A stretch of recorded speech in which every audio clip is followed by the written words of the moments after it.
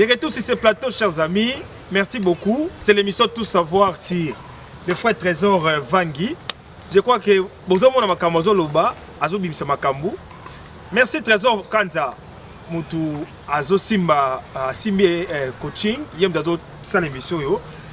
Nga komonanga Marcel Bangali, Mwana Oyabino, Moussalo Oyabino, Nakati ya États-Unis d'Amérique. Toza Nakati ville, il y a Iowa City, aux États-Unis. Tu combien le 4, tu commis déjà 17h05. Donc, tu as les États-Unis d'Amérique, chers amis, tu as la poteau. Papa Trésor, au compte de de quoi s'agit-il? Oui, il y a un livre, Genèse chapitre 2, verset 21. Mais on a 18, après on attend à 21, après on a 18. Tu as 18, on peut te quitter. Bon, tout à l'heure, chapitre 18, Genèse chapitre 2, verset 18. L'Éternel Dieu dit, il n'est pas bon que l'homme soit seul. Je lui ferai une aide semblable à lui. C'était quand mon moto assis sur le Sabanyama Kombo, Nzambe a tisé parole et connaissance. Que ça malam mouté que moto azalaye moko. Mais c'est la Genèse chapitre 1 verset 31 au petit verset souka. Au moins que le 6e jour après avoir Nzambe koke la moto, avec nyonso Nzamba sala ke saki malam. Nyonso Nzamba sala ke saki malam que ce soit banzete, banyama na moto. Mais tant que moto comme pesa banyama kombo comme ça c'est service ya ko pesa ba kombo parce que Nzamba tikela moto espace. Akeli mais moto asaki o ateki na kata jardin a pesa pour asa musala cultiver dominer. Dominer comment? Quand quelqu'un donne les noms c'est qu'il y a ça supérieur par rapport à moto et à sa combo. Vous comprenez? Parce que même les lots, pour nous sauter sauté mingi, les noms que nous portons aujourd'hui, c'est le Seigneur Jésus qui nous a donné. Comment? Comment? Nous portons le nom de Christ. C'est un Pierre chapitre, je crois qu'il y a un verset, c'était un Pierre à Solo Bayango, avec que vous portez le nom de Christ. C'est un bon nom. Glorifier Dieu à cause de ces noms. C'est un nom. Parce que quand tu t'identifies tout ça, Christ, Nzambe a yebi biso na combo na ye par rapport à service à l'élo. Mais Nzambe a biso na vrai combo et comment na boucle livre souvenir. En combo et ça combo mobali qui est lui-même le propriétaire. Vous comprenez? Non, comprenez. C'est ça. Si quoi yo, tant Adam a pesi ba combo, nde Nzambe mbala moko amoni ke ça mala moté moto azala ye moko. Mais pendant que nous sommes qui malam, mais ni les hommes malam mouté, les hommes malam mouté auprès d'Adam. Vous comprenez? Mon client est bien, Adam passe n'est bien. Ça me c'est une sur malam. Mais le les hommes malam mouté, ils ont très bien. Comme loko wana fait ça ils ont semblable, ils ont l'olenge ya moto. Voilà, Adam était Adam parce qu'il a connaissance à moi aussi. Il n'avait plus. C'était Dieu lui-même qui avait la connaissance de la femme. Ok. Ça, ça te comprendre. Nembala moko sikoyo, est-ce qu'on nous a introduit moi si auprès de l'homme. Et c'est ce qu'on nous a mis à ça que moto wana a manifester. Mais pour nous a manifester, est-ce qu'on nous a mis un mécanisme c'est qui a ça la pas moto pour moto wana bima. Oui, allez-y. J'ai enlevé mes glaces. Ah, bon, maintenant, bima, Nzambe azan Nzambe ba principe. Nzambe ko ba peke Eve bima na maloba bouche. Eve bima. Eve bima na ndenge ye. C'est Dieu à ça o yali. Mais la souveraineté na ye a préféré que moto bima sika mususuté ni na nzete, ni na nyama, ni na likasa, mais abima ka kati na moto. OK. Pas na yo ça significatif. C'est très très significatif aujourd'hui. C'est quoi expliquer Bissongo? Ah oui, on a autres ambulances. Parce que moto, ah mon frère, Dieu soit loué. Le moto, on a Nzamba préféré qui n'a parmi les éléments où Nzamba a commencé à la carte dans moto, moto bima, Nzamba c'est que moto premièrement ça nini à la pongi. OK. C'est le moto à la pongi. Le moto à la pongi avec objectif. Donc avant pongi na moto singi ba sala ni ezaki liboso likanisi ya ko sala moto ne ezaki liboso pa Nzambe Donc Nzambe il faut être semblable. Wana dans la ligne en pongité. Je vais poser la question comme journaliste. Est-ce qu'on pongi avant et ça la mara tombe kelaka F to avant même les ici. Nzambe ça la F moto bando la na jardin de vin. On pose une question comme journaliste. Il faut poser la question. Ah, mais ma question c'est oui, mais on a posé on répond on n'a pas posé. Voilà, bon, gars comme pasteur, yo comme non. Je pose ça parce que on s'en moto tant rapide. Oui, na yebi. Mais ce qu'on a minute on a notre question. Nandingo teyama. Pongi. Kaye d'expliquer bateau. Pour wana soko esengi boko se ngala comme yo comme ngala comme. Wana zala clair na yebité, zala clair. Mais na boy indesko zo msala ngai. Yo siko yo loba. Yo moko loba yo mtozo mbisa makambu. Ngala osani. Loba ba tu vas comprendre ce pourquoi la laki, pourquoi pongi zaki te. Selon yo, pongi loba ke pongi zaki ta la ada ba la la te quoi. Donc comment on a pongi, donc comment les pourquoi parce que par les pourquoi tu expliquer ba tenir écriture. OK, allez-y. Alors faut d'abord expliquer batou. On a expliqué. Mais qu'on inventé. Bah merci. Pour un exemple pour battre autant le belé, ce qu'on inventé, il y a pas qui te pose ma question. Oui. Parce que dans mon dirait, on ignore le bandier à dans la tête, c'est-à-dire pour à la tête. Mais quand on a ma caméra, continue à aider non. Mais pour force on met une écriture, n'a pas de les arabes tant bazo ça la F. Ah donc pour yo Adam ne roule la tête. Ne faut critiquer ça l'écriture, sur la qui avant une écriture faut ça là. Parce que Adam c'était l'image en Nzambe. Mais tant ça non la manon la profonde matin. Ah oui, c'est ça. Maintenant, ce qu'il faut dans l'écriture, on a possible qu'on introduit les cambrios sur Bango. On dit qu'on invente des choses, on invente déjà. Parce que c'est français, c'est lobby. Français, c'est lobby. Parce que le écriture. Français, lobby qui est à la li profond, c'est-à-dire à la quand même. Mais si on passe sur la joue, le but à la gamba la moralité. Le but à joue, le Seigneur fait tomber. Je suis dormi profondément. Ça signifie qu'à côté. Il y a la lité, nous amènons à la lissier. L'Éternel fit tomber un homme, un profond sommeil sur l'homme. C'est pas ce n'est pas. Donc, bon, yo kamakamanga binisa. Donc, Adam ne la tête selon Frère Trésor. À la journée mon corps, oyo, pour abota basi. Bon, que nous vérifions. Genèse chapitre 2, verset 21. Babi que alors l'Éternel Dieu fit tomber un profond sommeil sur l'homme qui s'est dormi. Il prit une de ses côtes et refermait la chair à sa place. Pongi wana ezande ponza masa usala. L'enseignement ya kolala ezande nzamende mtasaki appliquer quand on entend Adam. Na créature oya salaki. So appliquer quand avec objectif. On est problème c'est un projet que Dieu avait fait sur l'homme. C'est projet ça il faut avant appliquer le camp. Avant comme en action. Parce que nous avons fait la moto, né à travers moto, à jusqu'au principe, les mains sont appliquées pour moto à manifester. Remarquez dans le Sabino, au moment que Eve n'a Adam, ça a la matière de mon côté. Adam a la poussière de la terre. Ça la poussière, ça a la forme. Moto là qui a sans vie. À souffler là-haut. À souffler là-haut. Je crois qu'il y a des choses qui sont bien. Mais pour autant, la bien. Moto a comme une moto na bon mot. Mais parce que c'est là, oya goyeb sabi so ya sika, o ezate na Bible. On est bato c'est là. Merci. Continuez. Sikoyo Eve, ole Nzambe asala epeka na poussière, mais Nzambe asali Eve na côte. OK. C'est que poussière na côte c'est le mibale. Ça déjà le monde. Mais côte wana ils ont manifesté, ils ont fait un mouvement par rapport il y a le mariage, il y a souffle de vie dans la poussière. Ah, côté on a le bani. Parce que moto to basalié. Moto to basalié na mabele. Mais c'est écriture. On a l'interprété. OK. Ah non, la CBP cœur, ma cœur, il y a thème dans ça là yango. Tout le temps le marche, je crois que question dans ma salle reste au continent on tape à la fois. Na ba terme sous papa il y a pas question à poser. OK. Tu comprends? Parce que mais dans la ndoka la maloba yo. C'est ça dans mon cou.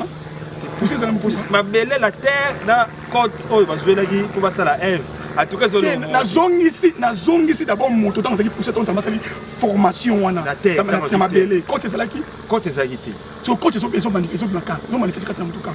Tant Ève ayi. On me dit que ça comprend ma. Mais est-ce que expliquer ce côté? Il y a on a le bible ma téléspectateur. Il y a le bac à Sinanout. Avant ba bac. Na to pas pour na bango. Nous on pose la question sur te faire ne bango. On va composer to bimsa makampo et qu'on va faire va comprendre des po ba nini ou so ba katam suba ba ça peut to ba bakisa to ba ba so peut bible de Timothée chapitre 3 verset 16. La parole des Écritures est inspirée en Dieu. Est-il pour enseigner, pour corriger, pour instruire. et ça instruction pour la Batumoussou, et ça peut corriger pour mater à Batumoussou, et on peut ajouter aussi tout cela pour la justice éternelle, pour la justice de Dieu. Et comme ça va tourner état parfait de Dieu. Vous comprenez? Si quoi, tout le temps on a qui poussière, mon cou est quitté. C'est difficile mon cou on a la poussière. Mais mon cou, mon thème, pour moi, makila, tout les autres ont manifesté dans la poussière lorsque Dieu a soufflé. Ok. Voilà to yebi. Qu'est-ce qu'on a pas cité? Parce que mon cou on a, ils allaient manifestation, ils allaient y souffler dans la poussière de la terre. Poussière de la terre, na souffle et Nzambe. Les mariages, ils ont manifesté un âme. Ils ont manifesté Moutou, na physique qui doit mouvoir. Mais si on est dans une question, on comprend nos biens. Na tuna boye. Parce que normalement Bible lobby adaza na 10 cotes. Taba bende cote moko basali. Bible lobby adaza 10 cotes na verset ni. T'es bon, disons Bible te pardon, excusez chers amis, science. Tous à 10 codes, tous à 10 codes normalement, tu seras là 9 les hommes. Selon science, 10e code, il y a un des pas moi si F. Si on a tout dit rapport on dit entre code au mobali, Azaki n'a dit Seigneur a béni moko, Seigneur Dieu créateur a créé les moi si. Yosko zolingo et le point de zolingo lié poussière na code. Parce qu'on a compris terme. Par là on est zolingo lo banabatu. C'est-à-dire qu'est-ce que tu veux dire aux gens par rapport à code na poussière parce que elle va outil na côte na biso ba mibali tozaki nango 10 so boye bakate moi si yango monaka ba pasteur so bazo selon la science selon la science oui na on préciser selon la science bible lobi yango te wana ngai science mte lobi yango mona ba pasteur balobaka un bon pasteur 1 plus 1 eza na bible Babi dit 1 plus 1 Bible ils ont raté. 1 plus 1 égale 1. Ils ont raté. Ils ont pété. Bon, ils ont ka biloko to yoka. Bon, normalement nga biloko nazo so nazo. L'homme quittera son père, sa mère, il s'attachera à sa femme. Les deux deviendront un. Mais ça 1 plus 1 égale 1. Ils ont l'homme et la femme. C'est deux sexes différents. Mais quand ils ont quoi ba ils ont biloko mi balé. Mais ça continue voler ni na. Bon, d'accord chers amis. Sikoyo, na ina lo bani par là. C'est-à-dire quand à moi si ils ont 9e, 10e selon science, 10e plus 9, on va dire ça 1, yango, au langage 1 plus égale 1. Et où tu as parti la Bible, et où tu as ce qu'on a dit le babouille, parce que nous avons embrouillé mes contacts. Yo zo lingo lié côte ya evna makambo et tout ça sur la comment. C'est-à-dire na lingala na kata promotion sommeil na lobeli boy na compréhension physique boy. Et ça donc pongi ya makasi. Mais na état spirituel Nzambe nenga meki kotalisa yango ni to comprendre que et le blé qui est le mususu. Mais pendant comment on a fait comprendre d'abord yo parce que il fait comprendre des bango. Oui, c'est ça, on a pas la bango. Il a pas la bango. Tout le monde a bango, c'est pas invisible. C'est pas c'est la vision. Il y a toujours même effectivement. Mais le blé ce qu'on dit député nous le blé mais député spirituel. Mon frère, merci, c'est la joie spirituelle hein pour Nzambe. Bon voilà, na ce qui différence entre il y a formation. Cela veut dire que l'homme a été formé dans la poussière de la terre. La poussière de la terre, c'est l'homme a été formé. Okay. Je crois que nous sommes d'accord. Ouais, mais ce que moi, si, c'est formé la poussière terre. Parce que moi, ça formé par les côtes. Oui, ça dit mon cours. Mais est-ce que mon bal les a formé la poussière, ça m'a soufflé. Mais est-ce qu'on a posé question, on a dit, tant que formé moi si la côte, le but est que ça m'a soufflé. Parce qu'il y avait déjà la vie à l'homme. Ok. Moi ça sont bimandé la carte à côte ya mobile. Ça veut dire dans la langue je ne sais pas moi ça sera mon payaté pas mobile. Tant que le monde a libala lelo, moi si na zone randé la place na yé. Aouta qui kuna na formement invide mais nzamba bimisi a pesi forme a zongi ici la place na yé. Ouais libala solo parce que libala les autres. Wanda siko toi aussi matin toi aussi maman libala parce que ça mystère moza et ça monene. Et on prend le bikabi que abike ministère est grand par rapport à abike moi si mobile linga moi si na yo moi si toi ça mobile na yo abike nazolo bango par rapport à Christ na église parce que par la Bible le mot introduit abike ministère est grand et ça ministère moi monene. Donc nous avons Adani Ada Pongi, nous avons sa propre sommeil. Na objectif de Moussala, nous avons la lèvre de la croix, nous avons préparé l'église, nous avons la nion soana, la katia, il y a propre sommeil wana. Nous avons la lèvre, nous avons accompli lèvre et multiplication. Parce que na katia wana ne Abraham akobima, na katia na Noé akobima, Isaac akobima, Jacob akozwa, même Jésus. Je crois que tu as dit, vous comprenez des choses. Mais si vous comprenez ça c'est quoi? Tout est-ce que mouvement wana Tout cela pour ça introduit pour Nzambe. Donc Adam on a cette fois-ci et c'est là qui pongue ça là. Donc moi ça ça la l'absence de Adam. Parce que l'Éternel sont formés, Adam est absent. C'est moitié mort. Cela veut dire que Adam c'est qui est là. C'est quoi on le balabatu, on le balabandimike, bala na bango, Nzambe moka sala, asala bango. Et ça dépend de la contexte. En réalité, dans la doctrine comme ça, aussi, on a une révélation. Donc, il y a une doctrine pour te faire sens. Allez-y. Parce que quand on a des kotos, ça vient comme la révélation. Parce que Dieu ne fait rien sans pour te révéler son secret, ses serviteurs, les prophètes. Tant qu'on a dit que mais ils ont un sens tant on a pratiqué. Nous comprenons. Cela veut dire que la doctrine, hein, moi, là, ils étaient à ma baie. Mais nous avons passé dans Nzela wana pour être absoluté à mon boy. Vous comprenez? Donc, je vais interpréter un profond sommeil. Donc, profond sommeil, nous avons mis que le Seigneur Dieu a fait tomber un homme un profond sommeil.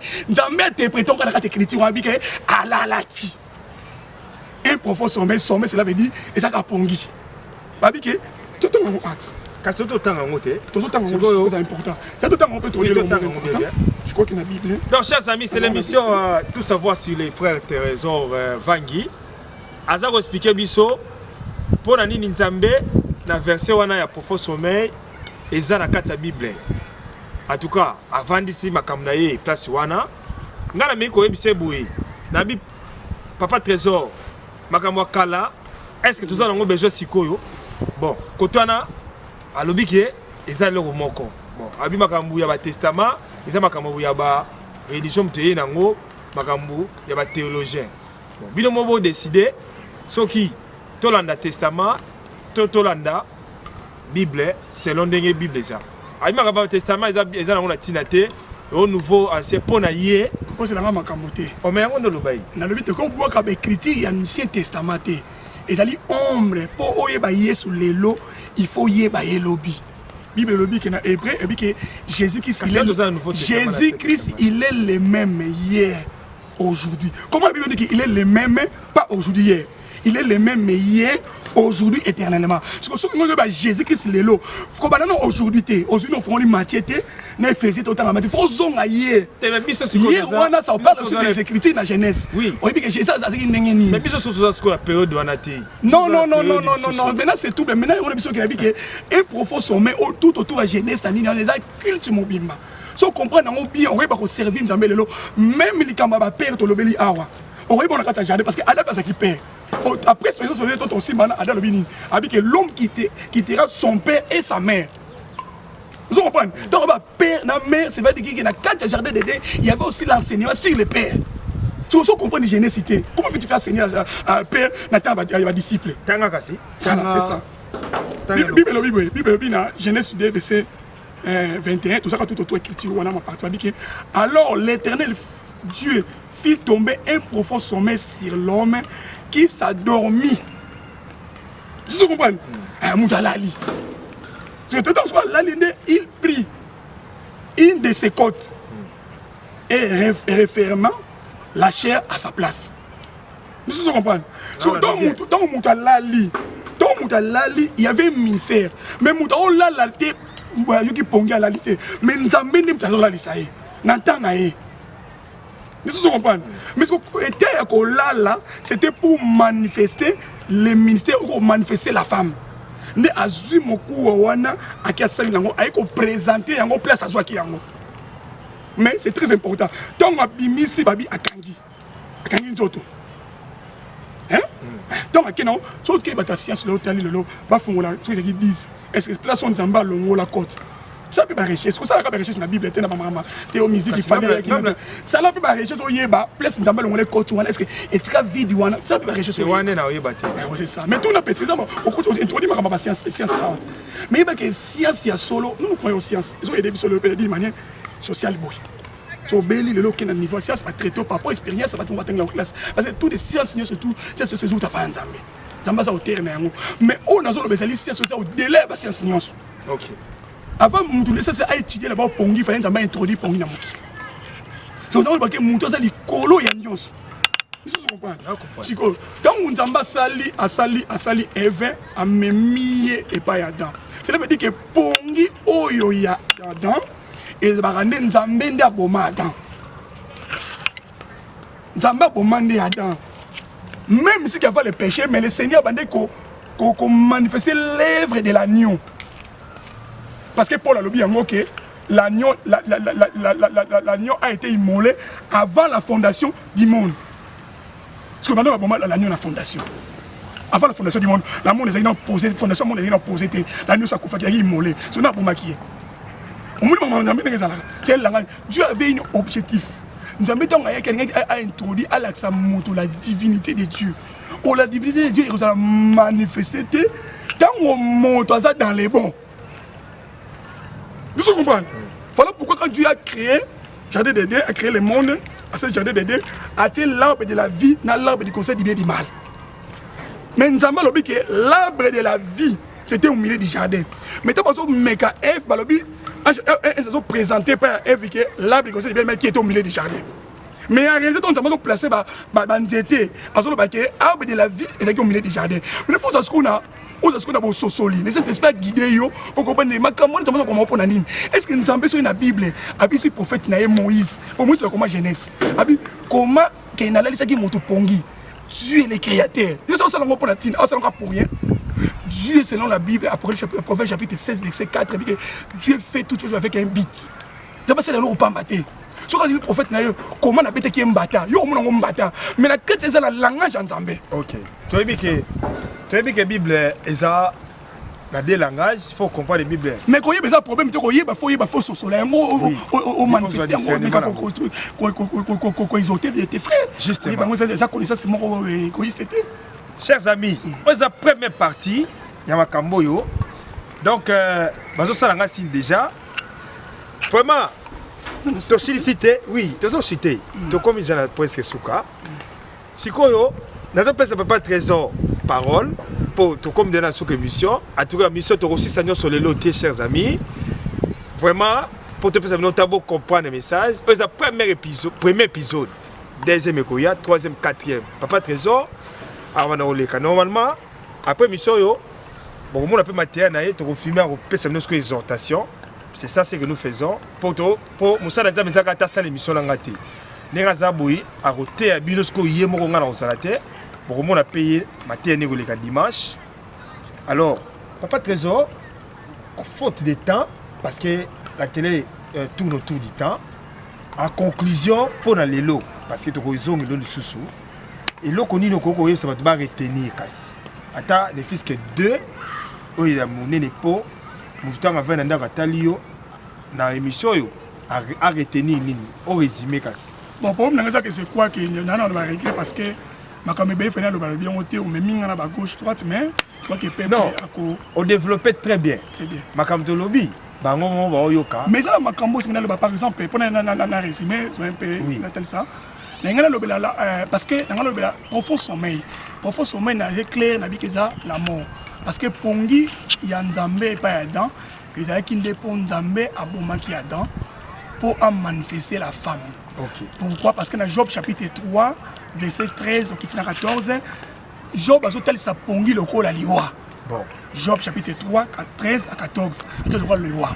Alors, sur tel histoire, il y a ami de Dieu, Lazare. Donc, c'est que Lazare a koufi, il y a celui qui était à Lali. Mais Pongi à Lazare, il a pour la gloire et Nzambe.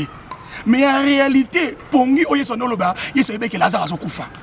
Mais le quoi, il y a la moussaïe, le quoi, il y a Nzambe, nous avons bombaye. Voilà pourquoi tu disais que le langage, il y a Pongi. Voilà pourquoi Pongi nyonso. Oh, Nzambe a introduit la gloire na ye pas ya moto, to pas prophète na ye. Na carte la Bible, ba pongi nyo sauté, même beaucoup plus prophétique et ça a beaucoup plus la mort. La mort on demande tel sango na nini moko boye pour un temps mutalali mais a kufité mais Nzambe so belango la mort e ko arriver na suite du temps. Ndenge nani Jacob a bengi bana na 12 abini boyana no sebino et dans Genèse chapitre 49 makambo e ko kokisama na suite du temps. Dans la suite du temps, c'était la manifestation des fils. Voilà pourquoi on dit Pongi avec Ezali qui la mort pour être Adam, la mère de tout être vivant, à manifester. Aujourd'hui, c'est l'église aujourd'hui. Pongi Oye Sokoufe sur la croix, c'était Dieu lui qui a tué son fils, le véritable Adam. Dieu l'a tué pourquoi? Parce qu'il a côte naïe. Tant que les soldats ont dit que c'est pembeni, ba tumbi ba makolo. Mais quand on va tumba Yesu, maman konga tubi boy ba bi misaki mai na makila. Vous comprenez? Les soldats là c'est réellement moto qui fils de Dieu. Vous comprenez? C'est par là que les disciples ont interprété que makila wane maki na mopandi ya Yesu. Ton à côté ya Yesu mopandi na ye. Ndé yango ezaki ndé ezaki église de la naissance de l'église. Donc, l'église aujourd'hui, bref, je crois que dans le moment de l'exhortation, est la mère de tout être vivant. Parce que la carte maman Nzambe, c'est un Dieu d'être vivant. On va pourtant appeler Moïse, je suis le Dieu de vos pères, le Dieu d'Abraham, Isaac, Jacob. Abi, tant que Jésus a assis même vexé dans la Matthieu chapitre 22, Abi expliquer pourquoi Dieu dans la montagne a Moïse qui est Azali Nzambe, Abraham, Isaac, Jacob. Abi parce que Dieu ne sont pas Dieu des morts, mais il est un Dieu des vivants. Or, quand Dieu a manifesté, vous allez vivre, il a choisi une épouse qui est l'église.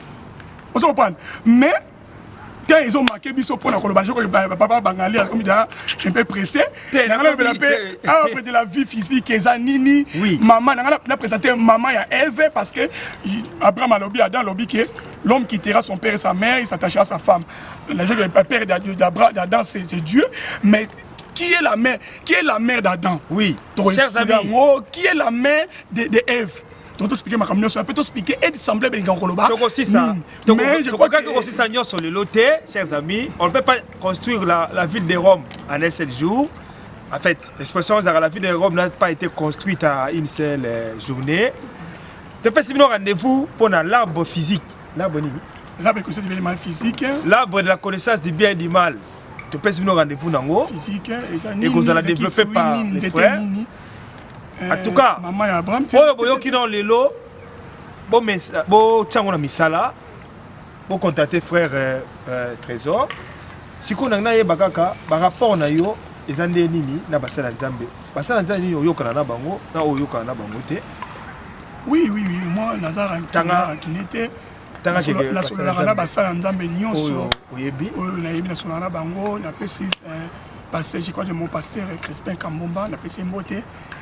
Na pesi Alain Djibou, pasteur Alain. Pasteur Alain Djibou, maître d'école. Ouais, il y a mon côté là, boss Nabiso. Na moi si naie, maman Mimi. To pesi Mbote. Na pesi Mbote na pasteur José Makola.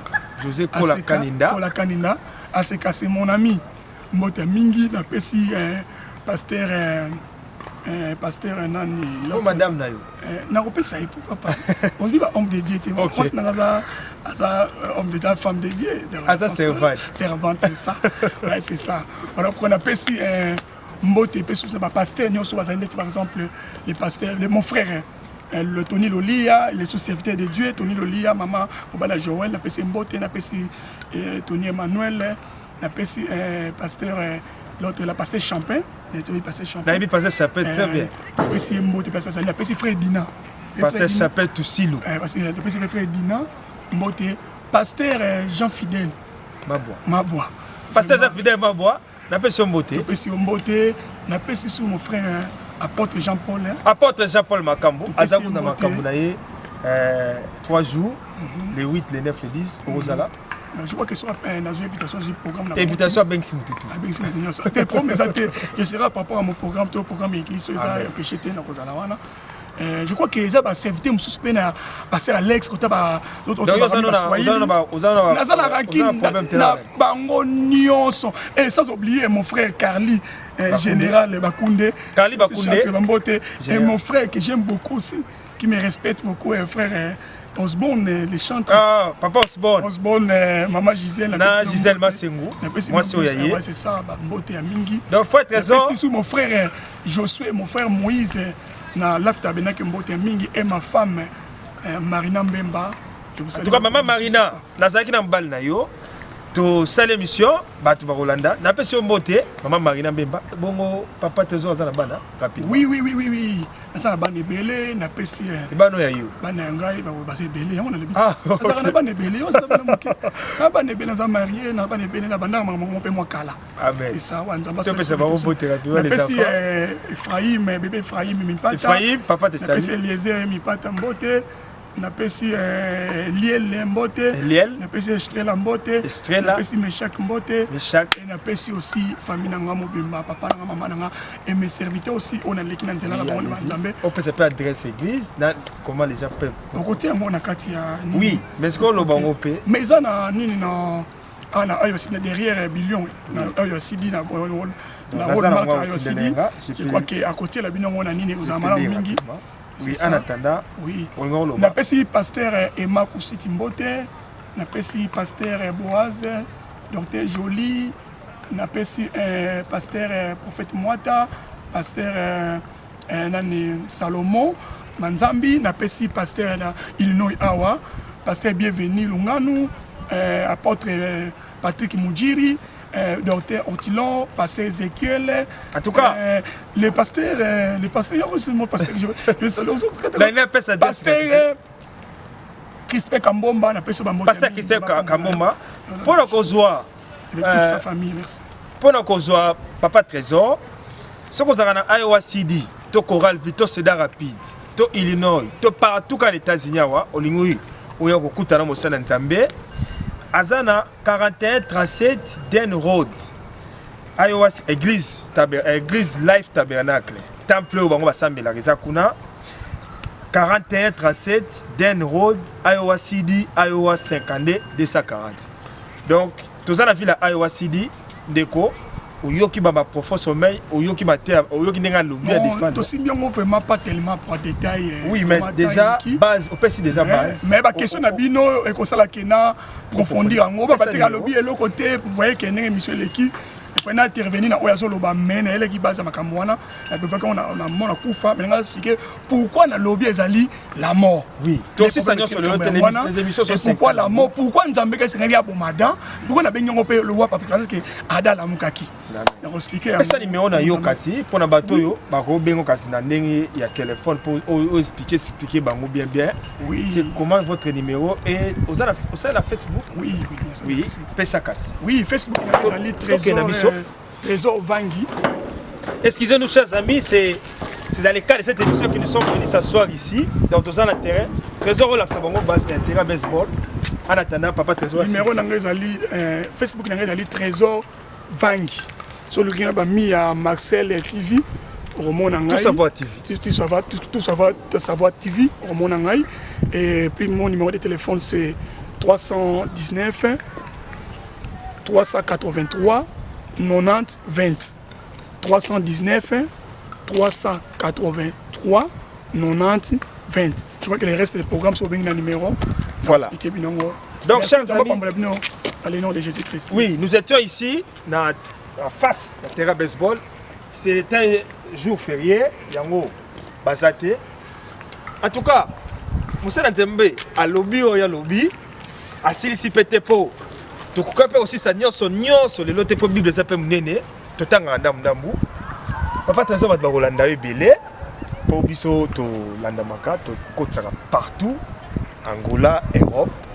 Napesi, tout au Rolanda Bisso déjà mboté.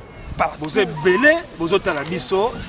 En tout cas, nous avons un loco. Nous avons un binoté. La peste binoka matondi. La peste binoka thank you. La peste binoka merci. Ni nango lelo, tozo sala wa. Katana. Savoir TV, la télé du millionnaire. Avec qui mon Marcel Bangali. Ah, le manager. Marcel a fait des barons de tout. Voilà, ça commence. Marcel a fait des barons, bazo bangaï. Ah, Marcel a fait des barons, bazo bangaï. Tout savoir est-il. Savoir TV. Akitagate, Baïmacha propre, Iradagate, Iradagate, Marcel a fait des barons, bazo bangaï. Ah, Marcel a fait des barons, bazo bangaï. Tout savoir est-il.